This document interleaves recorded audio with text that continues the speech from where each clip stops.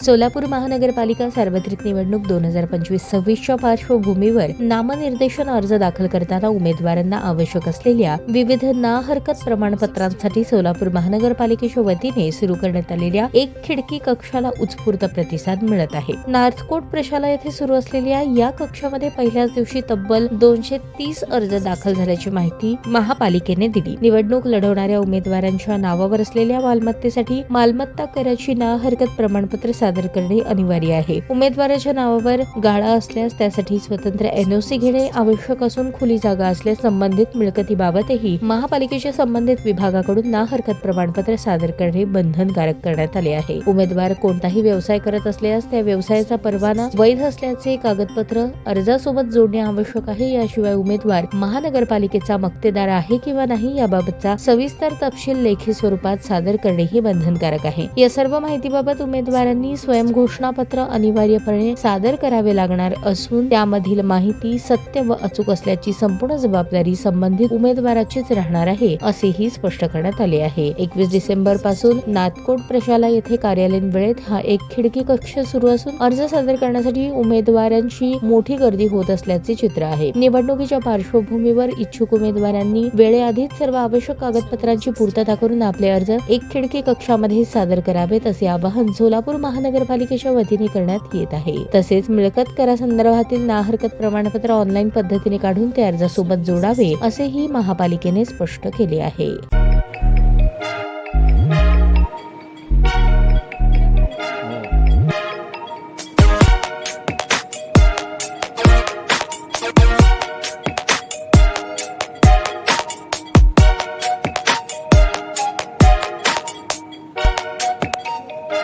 सोलापूर शहरातील सुप्रसिद्ध हॉस्पिटल म्हणजे सेंट्रल मल्टी स्पेशालिटी हॉस्पिटल मागील अनेक वर्षापासून सेवा बजावत आहे। 24 तास इमर्जन्सी सर्व्हिस, मॉडर्न टेक्नॉलॉजी, अनुभवी डॉक्टर्स तसेच अत्याधुनिक तंत्रज्ञान सुविधांनी सुसज्ज स्त्रीरोग प्रसूती विभाग, ऑर्थोपेडिक विभाग, मेडिकल विभाग आणि इतर एकमेव नाव म्हणजे सेंट्रल मल्टी स्पेशालिटी हॉस्पिटल। पत्ता गणेशपेठ शॉपिंग सेंटर, मंगळवार बाजार, सोलापूर। ताज्या बातम्या पाहण्यासाठी प्राईम महाराष्ट्र न्यूज चॅनलला सबस्क्राईब करा।